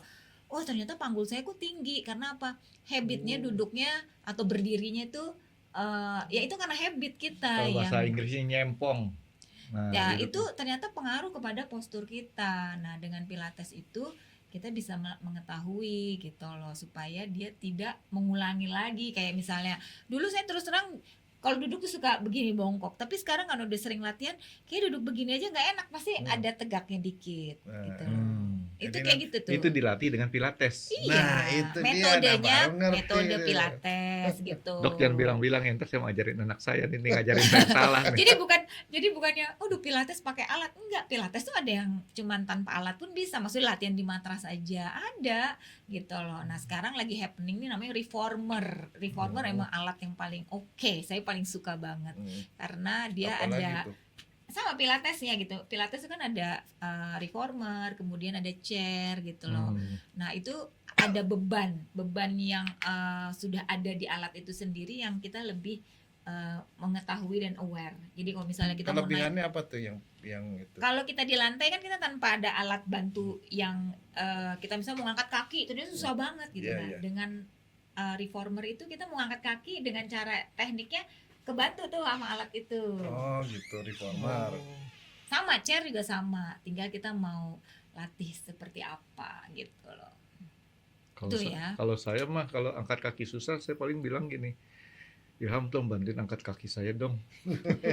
Itu kita melatih otot-otot. Jadi misalnya kita susah nih ngangkat kaki ya kan gitu. Jadi hip flexornya. Kalau dokter tahu deh pokoknya Iya. kalau kita Flexor, hip flexor, kemudian istilahnya di lumbar ya kan, kemudian di pec-nya lemah gitu loh. Saya lulusan keuangan, manajemen keuangan, tapi karena belajar pilates belajar anatomi gitu. Artinya kita harus paham seperti itu. Tapi Dian, untuk anak saya belum pulang tuh Dian. Kalau nanti dibilang, Pih, jawabannya itu nanti pasti akan ada pertanyaan dari anak saya. Pih, nanti bedanya sama yoga tuh apa? Kalau yoga itu kan kita lebih biasa, yang saya tahu kan waktu itu meditasi. Dia juga ada fleksibel, cuman yang saya tahu yoga itu over fleksibilitas. Kalau saya pernah saya waktu itu mungkin gerakannya nggak bisa banget. Karena kan yoga sampai belakang-belakang Melenting banget. tuh badan anak saya tuh. Melenting banget. Oh. Nah, itu kalau orang yang nggak terbiasa kan akhirnya membuat cedera ke pinggang dan lain-lain. Jadi bukan yang nggak bagus gitu loh, tapi masing-masing porsinya pasti mana yang cocok. Penekanannya berbeda ya. Iya, kalau saya lebih seneng ke pilates karena memang ototnya perlahan, step by stepnya. Kalau yoga karena saya mungkin waktu itu kebanyakan diem begini. Kalau pilates kan flowing, gerakannya tuh flowing, nggak nahan-nahan banget gitu loh. Pilates tuh dari mana sih? Pilates tuh kan dari Joseph Pilates tuh orang Jerman yang dulu penyakitan di era tahun abad 20. Kemudian dia pindah ke Amerika. Jadi semua dikembangkannya adalah di Amerika. Itu bisa membantu perempuan untuk melahirkan dengan lebih lancar nggak? Bisa. Jadi kan pilates itu dengan cara bernafas, kemudian dengan latihan. Nah itu bisa membantu. Karena kan kalau melahirkan kan dari pernafasan juga kan. Kita maksudnya bagaimana cara supaya dia lancar gitu. Berarti dokter SPOG harus belajar jadi instruktur pilates, Dok. Ya enggak juga kan. Enggak Kan juga, makanya lain sekarang kan. makanya ada senam hamil gitu kan, pasti ada latihan pernafasannya juga gitu loh, supaya lancar. Karena dulu waktu saya menjelang melahirkan nih Dok, teman saya, karena saya merpati putih kan, gini, latihan nafas terus ya, maksudnya dilatih karena kalau udah melahirkan suka lupa kan gitu, jadi udah automatically gitu. Buat ngedorong Frankie. Supaya lebih cepat kayak normal. Gitu. Nah, untuk sampai ke level-level yang bisa menghasilkan perbaikan, kira-kira perlu berapa lama sih Dian kalau untuk pilates tuh? Biasanya kalau saya waktu itu diajarkan gitu ya, istilahnya 10 kali itu dia baru bisa merasakan ya kan, makanya suka ada paket 30 kali. Nah, artinya dalam 30 kali latihan dengan intensif itu perubahannya pasti akan lebih kelihatan. Dengan instruktur yang benar ya. Ya, jadi dengan yang paham ya gitu. Karena kan kebetulan pilates tuh lebih banyak dulu ke private. Jadi one on one. Nah, sekarang kan lebih banyak ke banyak. Jadi artinya mungkin dia lebih lebih challenge-nya supaya gue keringetan nih intinya gitu loh. Ini Aku penting, lebih- Dok. Saya sering kali orang bilang jalan saya miring. Iya. Jadi kan nanti Iya. di umur saya yang udah 22 tahun ini supaya nggak miring-miring lagi Ya gitu. justru itu Frankie. Nah, ya itu buat salah satunya. Nanti habis itu kamu jalannya kayak peragawan. Susah, Dok. Pokoknya sekarang Taruh buku di atas nggak jatuh. sama sekarang saya kombinasin adalah namanya conditioning, tapi saya belajar dari orang Jepang. Ini saya baru tahun kemarin, akhir tahun. Artinya combine dengan pilates dan latihan. Jadi orang kan kadang-kadang antara gerakan ke kanan atau ke kiri lebih enak yang mana sih, lebih nyaman yang mana. Ternyata artinya saya ngerasain sendiri, soalnya nih saya sebelah kanan sering sakit nih gitu loh. Nah itu dengan latihan conditioning saya juga baru tahu oh berarti otot ini harus dirilis dulu baru kita latihan lebih kuat lagi. Nah, kenyataannya gini ya. Banyak orang tuh yang menderita HNP, sakitnya yang nyeri pinggang itu. Itu ada banyak pengalaman nggak yang dia membaik atau bahkan hilang dengan Pilates? Ada saya punya klien kena HNP waktu itu, ada yang di lumbar, ada yang di sini. Nah artinya waktu saat dia kena misalnya di lumbar, dia tuh nggak boleh banyak nunduk-nunduk dulu, dia harus manjangin dulu spine-nya supaya kan ini spine ini kan ada bantalan ya dok ya. Artinya kalau dia nunduk begini terus dia balik bisa makin kecetet. Nah artinya dia harus melatih dulu lengthenin. Jadi latihannya tuh manjangin. Dia nggak boleh nunduk sampai pinggang, dia nunduknya cuma bisa sampai sini gitu. Jadi saya punya rekomendasi nih, ada satu hal yang bagus ya, karena saya pernah ada satu teman ya, dokter gigi. Dia kena HNP. HNP tiba-tiba berat banget sampai 3 bulan dia nggak bisa bangun dari tempat tidur. Iya, sakit banget. Dan kemudian dia macam-macam dia berobat kemana-mana kagak baik-baik juga, Frankie. Nggak baik-baik juga. Terus kemudian dia coba, dia belajar sendiri, dia latih sendiri segala macam, sampai dia minta pada saya pada waktu itu, gua pengen belajari dong sebenarnya struktur panggul itu seperti apa. Dia kan ini dokter gigi kan nggak tahu kan. Iya. Saya panggil kamar otopsi, dikasih lihat gini. Saya nggak tahu apa yang dipelajari, tapi kemudian akhirnya dia bisa sembuh. Terus kemudian dia ngomong, akhirnya dia jadi orang yang ahli mengenai HNP, bagaimana rilis dari HNP yang berat seperti itu. Saya tanya, kamu kenapa sih bisa HNP, kan kamu nggak pernah ngangkat barang-barang berat? Karena saya dokter gigi, katanya. Saya kaget. Karena kan dokter gigi itu selalu memeriksa pasien ke satu sisi. Betul. Kejadian HNP banyak sekali di dokter gigi. Pada saat mereka sudah praktek sekian lama, sudah usia sekian, dia akan kena HNP. Dan itu kesian sekali. Kalau misalnya kata Dian itu bahwa itu bisa banyak membantu, kan saya punya rekomendasi ke teman-teman FKG saya, dokter gigi saya. Karena kebetulan anak saya dokter gigi. Besan saya dokter gigi. Menantu saya dokter gigi. Waduh. Pilates. Iya, betul. Dokter gigi Melani jangan lupa dikasih tahu tuh. Pilates. Karena kenapa? Kalau itu memang bisa karena prinsipnya sebenarnya HNP itu adalah penguatan otot. Sebab ada 2 terapi pada HNP, yang satu dioperasi, Frankie. Kan ini ditekan, dirilis, tapi efek sampingnya kalau dioperasi sini, ini kabel utama. Iya, betul, syaraf. Bisa salah bisa lumpuh dua-dua. Betul. Itu digituin. Kadang-kadang pada beberapa itu terpaksa diganjel, Frankie, sama logam. Diganjel supaya ini dia gak kegencet. Nah, tapi kalau penguatan otot itu lebih alamiah kalau menurut saya. Kan dengan ototnya dikuatkan, dia otomatis nggak kejepit tuh saraf. Rilis dulu pertama, sekarang. Terus sekarang kan juga ada pokoknya kalau HNP tuh renang tuh akhirnya main di air, karena dia nggak ada tekanan.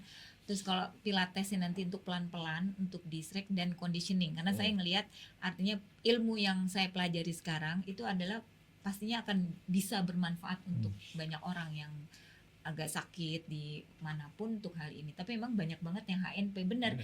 Dokter gigi itu kan miring ya kan, bukan dokter gigi, dokter miring bedah ke satu aja. sisi. Dokter bedah aja juga kadang-kadang kan cuma segini. Karena dulu juga saya punya klien ada dokter kebidanan juga gitu. Iya nih, ini bahu katanya sering sakit gitu loh. Karena ya mungkin dia bedah terus. Dan HNP yang paling parah sebelah sini, Frankie. Kalau di leher tuh bisa lumpuh 4 loh. Leher lebih susah. Ini dokternya ngeracunin gini, udah masuk ke racun ini ke otak saya nih, Dok. Apa? Kan saya supir akap. Kalau supir akap tuh kalau duduk lagi jarak jauh kayak gitu kan kita ambil posisi kan kebanyakan begini, Dok. Ya nggak boleh, makanya harus dibenerin. Tapi begini, Frankie, kalau mau saya, kamu itu yang pertama kali harus ikut Pilates. Iya, makanya saya mau nanya. Karena posisinya beliau ini kalau menurut saya skoliosis, kamu miring itu panggulnya. Ya, dia ngajar di mana sih? Ikutan ah. Saya sih kebetulan sih ngajar ya, kebetulan punya studio sendiri di rumah ya kan, itu di daerah Cinere kan gitu loh. Tapi kadang-kadang ada beberapa yang memang manggil yang daerah yang deket, atau mungkin rumah saya juga dong, di studio jauh Sunter. Tapi kalau misalnya ada beberapa tempat kan sekarang juga banyak, saya suka merekomendasikan ke rekomendasi ke tempat yang benar, Frankie. Tempat yang memang kebetulan saya tahu gitu, itu bisa saya rekomendasikan. Karena sekarang udah mulai banyak dan teman-teman juga udah mulai banyak nih. Ada yang jam alumninya. 2 malam nggak, Dian? Apa? Ada yang jam 2 malam nggak? Jam 2 malam. Ya nggak ada kan, katanya harus istirahat ya kan. Tahu kan, Itu- Dok? Dokter Tahu. tahu kan? Enggak, kalau soalnya dia itu suka olahraga pasti pada waktu tidur. Tuh, kan tadi udah dibilangin ada waktu pola hidup, pola tidur dan lain-lain. Ayo, Masih belum nyampe, Dok. jam 2 malam. Saya olahraganya sambil tidur, Dian. Iya, di tidur mimpi, tidur di tempat tidur aja ya. di mimpi. Banyak. Hmm. Yang penting Oke. stretching lah. Hmm. Stretching perlu. Tapi ya inilah makanya nih. Saya cuman kagumnya tuh artinya gini. Nggak pakai ke Korea Selatan, nggak. Enggak, tapi ada satu yang saya masih belum tahu sekarang ini pola olahraganya itu apaan sekarang nih. Saya, Heeh. kalau saya tetap maksudnya pokoknya bergerak. Intinya pokoknya stretching pasti. Ya, Kemudian pernafasan kalau Mhm. memang itu saya memang perlu dilatih pernafasan. Kemudian juga sekarang banyak yang tentang itu dok, yang tadi saya sempat cerita itu limpatik, kita juga harus tahu rilis badan dan lain-lainnya. Kalau saya itu aja, sama minum air putih, kapan tuh dikerjain ini? minum air putih. Bukan yang tadi. Yang gerakan tadi, Ah. kalau nafas saya kadang-kadang bangun pagi, kan kalau diajarinnya adalah sehari bisa 5 kali kayak minum obat, ya kan gitu. Tapi Setelah makan atau sebelum makan? enggak, itu belum boleh makan. Maksudnya sebaiknya sebelum makan kalau Sebelum latihan makan. pernafasan. Karena supaya lebih maksimal. Jadi bangun tidur biasanya. Oke. Terus nanti sebelum sarapan tuh kita suka latihan. Kalau dulu saya waktu rajin latihan 5 kali ya, kalau 3 kali paling pagi, siang, mau tidur. Latihan berapa saat? Stretching berapa lama? Kalau stretching pagi-pagi juga sebentar aja, paling Hmm. cuman sebentar tuh saya stretching 5 menit, 10 menit gitu ya. Jalan nggak? Atau enggak jalan. Saya enggak jalan di rumah nyapu. Hmm. Itu udah jalan. Sama nanti kalau ada memang saya ada kelas, nah itu saya kan gerak. Hmm.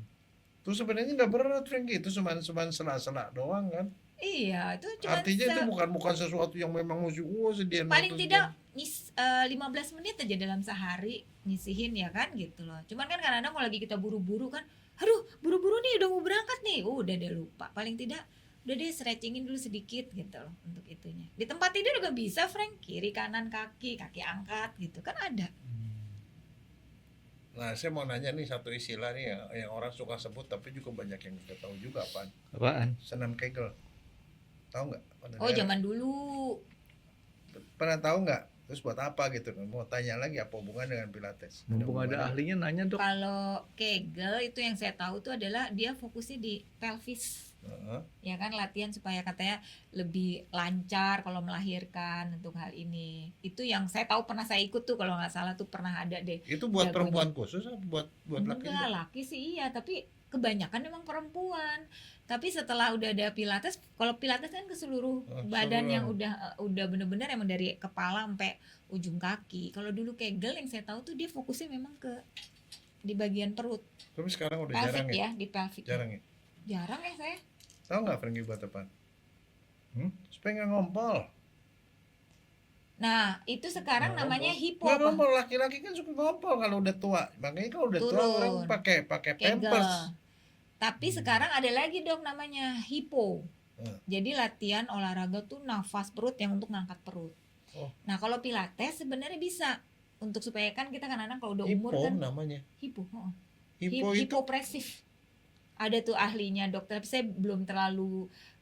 hipo itu kan hipopotamus. Iya, jadi dia mengosongkan perut di sini. Hipopotamus yang di air itu dia. Itu Iya. Daniel. Kudanin. Daniel. Cuman namanya hipo itu artinya ada namanya hipopresif itu kan katanya mengosongkan perut, jadi menahan perutnya supaya perutnya lebih ini. Saya terus terang sih belum banyak belajar di situ.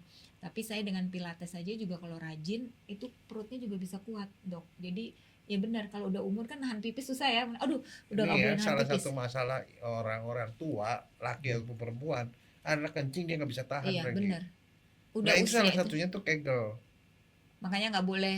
Nah apa namanya kalau udah gini, udah aku harus ke Kalau kamar udah mandi. saatnya seperti itu Frankie ya, orang itu nggak bisa malu, nggak malu, dia pakai pampers Frankie.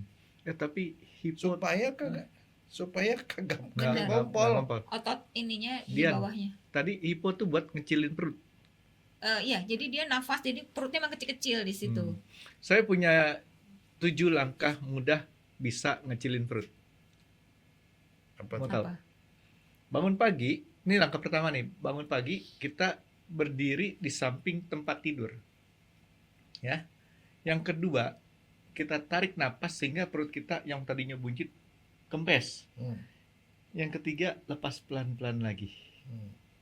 Keempat, tarik napas lagi sampai kecil. Kelima, turunin lagi. Keenam, tarik napas lagi sampai dia kecil lagi. Gitu. Terus ada terakhir mesti pakai maki-maki Frankie. Enggak. Yang ketujuh jangan dikerjain, Dok. Apa? Kalau dikerjain, begitu ketujuh kan dilepasin tuh. Ya nih perut nggak kecil-kecil. Ya itu abisnya makanya saya bilang dimaki-maki. Jangan gede lagi dong gitu. Cukup sampai 7 langkah tapi 6 aja yang dikerjain. Gitu. Tetap pakai nafas kan? Tapi tetap latihannya dengan nafas teratur. Tapi gini, karena pada beberapa orang senam Kegel itu ya dimaksudkan itu menguatkan vagina Iya. dan segala macam itu di otot-otot perempuan itu, karena setelah melahirkan itu kan dikendor Iya, tulang panggul. supaya dia kembali. Itu loh Frankie. Berarti Makanya saya dulu sangat terkenal itu. berarti saya perlu, Dok. Karena gini, sekarang gini ya. Kenapa senam Kegel itu ya selain buat kencing itu juga mencegah supaya orang tuh kagak gampang mencret ke belakang. Karena ini saluran kencing, ini anus, itu ototnya itu bentuknya seperti angka 8 Frankie. Nah senam Kegel itu melatih otot yang angka 8 Iya. itu supaya dia ngepres, sehingga dia itu akan menahan ini supaya kita nggak gampang mencret ke belakang, dan satu kencing juga bisa ditahan. Nah itu kalau buat perempuan di situ melingkarnya itu di daerah sekitar vagina juga, menguatkan otot-otot vagina. Betul. Itu. Dokter tahu aja. Loh. Iya benar. Oh iya, dokter. Iya dong, dokter. Sebab itu selalu banyak suami yang ngeluh, dia bilang saya mau diseksio aja istrinya, alasannya apa? Supaya nggak longgar. Ya ilah, bukan gitu. Vaginoplasti, Dok. Dilatih. Nggak bisa dilatih.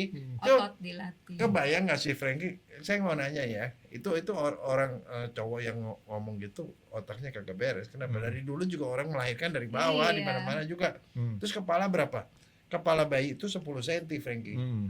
Laki-laki tuh membayangkan kalau udah kepala yang 10 cm itu udah bisa lewat situ, lewat bawah, itu akan longgar seperti itu. Jadi nggak belajar Selanjutnya. biologi dia. Padahal kan sebenarnya itu enggak. Kuasa Allah kan dari kecil terus Ini mekarin kan di balik luar. lagi, nah. Ngebaliknya gimana Frankie? Saya mau nanya, Tuhan tuh udah menciptakan bahwa itu kan balik lagi seperti semula, ke ukuran semula. Iya apa? Ntar saya kuliah di kedokteran dulu. Bukan, Apaan? nyusuin Frankie. Oh. Kalau dia menyusui gini, dia susui bayi kan Agak nyusu panjang. selama setahun. Waktu dia nyusu gitu di dalam otak itu ada hormon oksitosin namanya, kemudian dia akan mengkecil. Nah Kegel itu membantu itu. Jadi artinya nggak usah khawatir punya istri melahirkan normal, istrinya tuh kemudian nggak kembali karena ada metodenya. Pertama jadi anjurannya adalah setelah melahirkan susuilah bayi. Otak saya salah lagi, Dok. Disusui Frankie. Setiap kenyutan bayi itu akan memperkecil itu kembali. Otak saya salah lagi, Dian, tau nggak? Apa? Supaya saya nggak ngompol, saya nyusin bayi. Nah sekarang Balik deh. error. Emang balik deh. Ya tapi maksudnya itu semua itu memang sudah diatur sama Tuhan. Orang menyusui itu selama setahun Frankie. Itu akan kembali. Nah kalau di dalam ini kan, kalau di dalam tradisional ya, habis melahirkan kan ada jamu nifas. Itu mengembalikan juga Iya, sama. iya. Jadi setelah 40 hari itu dia akan kembali yang nyaris normal. Nah kalau yang Cuman itu nyusui, masuk akal tuh, dibantu sama itu. Karena makanya saya bilang saya belum kuliah di kedokteran sih, jadi nggak tahu tuh hubungannya nyusu sama ke perubahan bentuk bawah. Kan gak usah kuliah, ada temen dokter kan. Jadi Sebentar lagi saya dapat sertifikat. Nanti katanya satu episode lagi nih ntar dapat sertifikat. Enggak, tapi kalau saya sih seneng nyambung gitu. Oh ya oke, berarti Kegel tuh bagus gitu loh Frankie.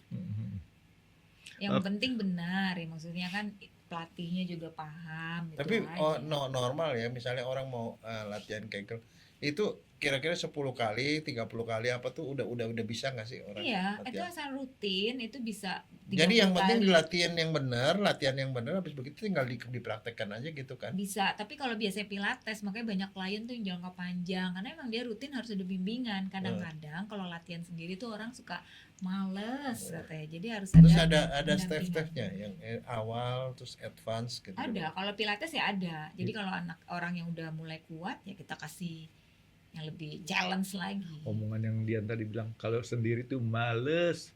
Tadi Dian lihat kan Iya. ada alat olahraga kan? Iya. Tuh, Di rumah ini alat paling lengkap. Males. Bukan bener kan kalau nggak ada pendamping. Tapi Frankie kalau dicelidiki secara forensik, sidik jari kamu nggak ada di situ. Bagus dong dok, nggak ada yang aja dok.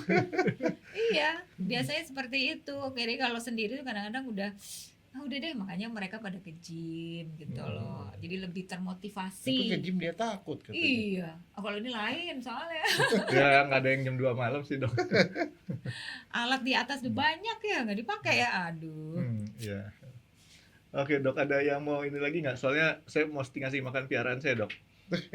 Dian tahu piaraan saya? Udah mulai nanya ini sekarang nih. Mana Kamu masih punya, walaupun sedikit kali.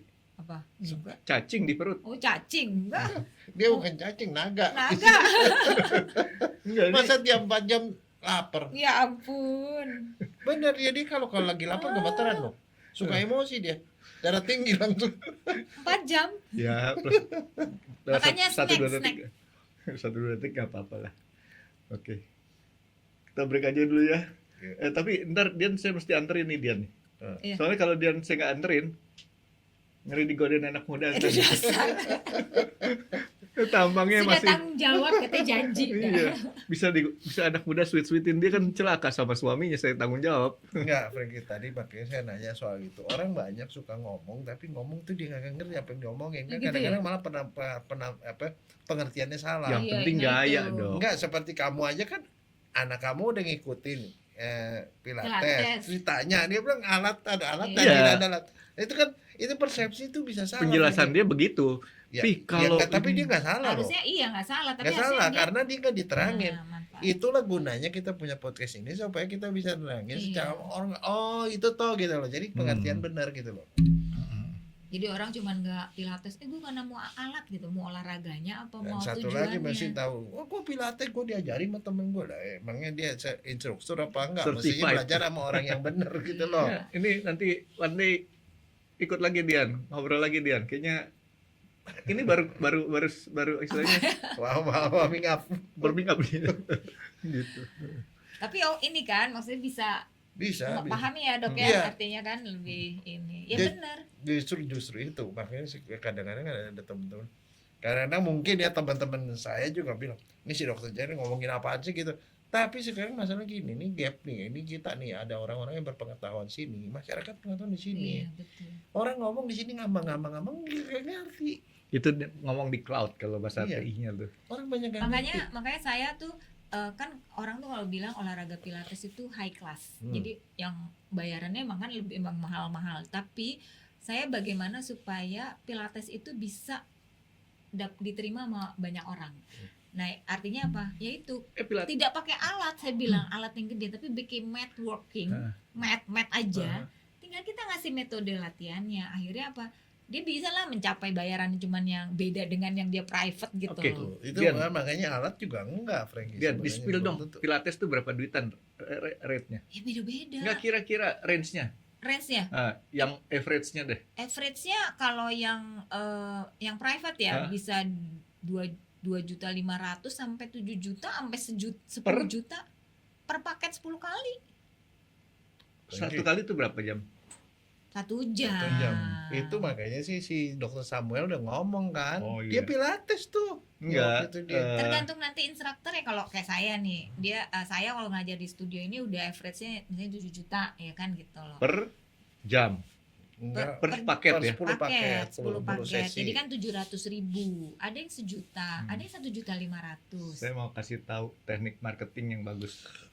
Kalau orang ngedengar angka 7 juta kan Iya. kaget. Dian bikin tulisan. 700.000 berkali datang. Ya, itu yang private. Sekarang banyak yang dijual.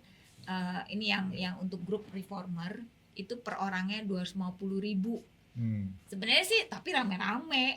Cuman kan pendapatan si studio lebih banyak. Kalau mau lebih menarik lagi, misalkan ada 700.000 dianggap kemahalan, 70.000. Bingung kan? Per 5 menit dok. Keluarin pedagang ini. Makanya aku kalau lagi mau nawarin tuh gini, ya udah deh berapa? Yang misalnya sebulan 600.000 ya kan? Artinya per grup minimal berapa orang gitu loh. Ya dok, kita Harus pilates itu. tuh. Supaya apa? Enggak, yang daerah sini rekomend di mana? Ada nggak? Kayaknya di Kelapa Gading atau apa nanti ya saya cari yang di Sunter. Ya kayaknya ada dikasih studio-studio. rekomendasi Sunter, Kelapa Gading Iya, ya. iya. Ntar saya bantu cari dok. Enggak, tapi yang maksudnya bagus. yang benar bagus. Yang maksudnya yang Kan kalau yang kita bener-bener. dilatih sama yang nggak benar, Karena kan Frankie. sekarang banyak studio namanya apa sih yang merek FTL atau apa tuh lagi booming gitu. Tapi kalau aku lihat dari IG kalau ngajar, aduh, kok ngajar gini ya maksudnya. Mungkin kalau saya kan di sekolah, maksudnya belajarnya sama orang yang udah Certified lah. benar. Iyalah, maksudnya emang udah. Ya kayak makan ikan fugu, Frankie, pakai yang Saya kalau nggak mati loh. enggak, saya belajar dari yang basic bawah sampai ke intermediate dan ke advance. Itu kan butuh waktu sebulan. Sekarang kemarin nih saya cuma lihat, emang berapa lama? Seminggu doang. Lah terus gimana buset deh ngajar apa gimana ngeresap itu saya bilang. Saya belajar anatomi aja pusing saya bilang gitu loh. Seminggu digeber. 5 hari nih misalnya. Dia cuma 5 hari harus bisa sampai advance. Ih gila, ngerti kok saya bilang. Itu mah pasti cuma cuplik saya bilang. Gitu loh maksudnya. Artinya akademi yang kayak saya lihat, bukannya saya apa ya, karena Vitruvian, kalau saya kan Vitruvian kan, stop Pilates Vitruvian. Karena apa, emang saya udah tahu nih, emang instruktur gue pinter banget, walaupun ini udah emang oke gitu loh, kayak gitu. Jadi kalau misalnya kita buka tempat aja gini, tunggu, yang harus sejalan sama saya nih, gitu. Kamu harus ngajarnya gini-gini. Kalau enggak, Tapi itu penting, Frankie. Karena tadi ya selain buat itu buat stabilitas tuh, Frankie. Banyak orang tua tuh banyak yang udah jalannya tuh begini loh. betul. Begini, nggak bisa ini, Frankie. Yang kamu bilang itu di tes mata merem terus kemudian jalan gitu, jalan kamu miring pasti jalan kemana-mana. Artinya keseimbangan di telinganya itu juga kan harus sama ototnya kanan kiri juga udah nggak. Itu saya belajar kemarin yang Jepang aja, artinya kenapa ya kok otot kalau di keseimbangan yang sebelah kiri goyang, yang sebelah kanan misalnya udah enggak gitu ya. Itu artinya ternyata apa, Dok? Dari sepatu kaki itu membuat badan kita juga kalau nggak stabil itu bisa sakit di sini gitu loh. Ternyata itu loh, sampai saya bilang, hah, itu dari kaki? Saya bilang sepatu, iya. Kaki teplek gitu yang flat foot. Itu apa? Bisa jadi X. Akhirnya sekarang tuh saya lagi rajin lihat YouTube tuh, kan di luar negeri YouTube tuh banyak banget tuh tentang materi ini. Oh iya bener. Ujung-ujungnya kamu disuruh pakai buku rokok. Buku rokok. Apa tuh? Itu salah satu sepatu yang katanya dia bikin apa sel itu tailor made. Jadi dia tapi enggak. Sesuai dengan ininya. Kalau itu yang udah parah, tapi kita latihan exercise. Jadi kalau flat foot latihannya gimana, narik kaki gitu. Jadi kalau kayak saya ke exercise-nya. Karena supaya nggak mau, maksudnya pakai. Saya pernah punya klien anak-anak nih gimnastik, ibunya nggak bilang bahwa dia tuh punya sepatu khusus. Saya cuma lihat pas di saat lari, kok nih anak jatuh mulu, saya bilang gitu kan, kok jatuh lagi ya. Terus saya udah bilang sama mamanya, ini kenapa, aku bilang ini, oh iya coach saya lupa, dia pakai sepatu khusus katanya gitu loh. Oh gitu, ya udah akhirnya saya langsung bilang sama pelatih dia nggak boleh kasih impact. Saya bilang dia harus rilisin dulu ototnya untuk ini. Sekarang udah nggak pakai sepatu. Jadi kayak gitu misalnya dia lemah di kaki itu dia nggak boleh pakai impact dulu. Karena apa? Nggak stabil nih kaki ini gini kan gitu loh. Nah dia kan harus dikuatin dulu otot kakinya. Nah itu fungsi saya pilates tuh ya itu gitu loh, melatih banyak. Ya, Dian, kasihanilah daku. Ya udah. Ya. Nggak, yang jelas nanti saya punya kewajiban nganterin Dian. Kita supaya apa? Nggak diogodain ABG beneran. Kalau saya sama Dian tuh ABG, tadi apa Dian? Apa? ABG-nya kita tuh apa? Senior. Apa? Bukan, aduh. Waktu tadi ABG udah saya sebutin. Anakku Anak baru baru. gede. Anak baru gede. Itu mereka ABG beneran. Kalau kita ABG juga anakku baru gede. Anakku. Anak kita baru gede. Gitu. Oke, Dian, thank you ya. Iya. Dok, thank you. Terima kasih sudah menonton X Undercover. Jangan lupa like, comment, dan subscribe. Dan ditunggu ya part selanjutnya dari video ini.